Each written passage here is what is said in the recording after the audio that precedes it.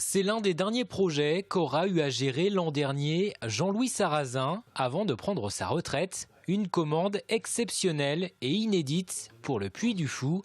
Une tribune de 46 mètres de diamètre et de près de 200 tonnes qui tourne sur elle-même.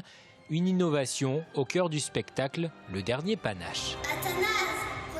C'est une tribune qui tourne sur 720 degrés. Ça veut dire qu'on a un système qui permet de faire 2 tours maximum et qui peut faire des allers-retours. On peut dire que c'est la première tribune qui fonctionne, pour nous, mais pour pas mal de fabricants aussi dans le monde, qui fonctionne avec du public sur la tribune. En général, on fait des systèmes télescopiques. Le public est parti, en fait, quand on replie la tribune. Là, on a un système avec le public sur la tribune. Le principal défi, que les 2400 spectateurs ne se rendent compte de rien pendant le spectacle, ni bruit, ni secousse. De la conception à la réalisation, ce projet a demandé près de 8 mois de travail aux équipes de Master Industrie.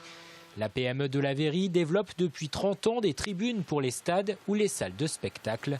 Sa spécialité, les gradins télescopiques. Le principe des tribunes télescopiques, c'est que chaque niveau vient s'encastrer l'un dans l'autre pour pouvoir prendre le moins de place possible une fois fermé. Ici, ce sont donc les plateaux, c'est la pièce maîtresse de la structure que nous fabriquons donc en grande quantité, notamment en ce moment pour l'aréna d'Aix-en-Provence qui est en cours de fabrication. Aix-en-Provence, mais aussi le théâtre des Champs-Élysées ou le Vent d'Espace de Mouilleron-le-Captif. L'entreprise équipe des salles à travers toute la France et mise désormais sur l'étranger pour se développer.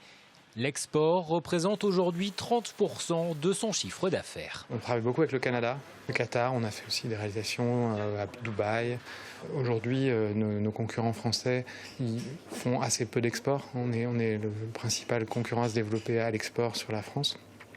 Donc on rencontre d'autres concurrents à l'étranger. L'entreprise vendéenne sait qu'elle ne décrochera pas de sitôt un projet aussi important que celui du Puy du Fou, mais elle compte bien se servir de la notoriété du parc des Épaisses et de sa récompense internationale comme carte de visite.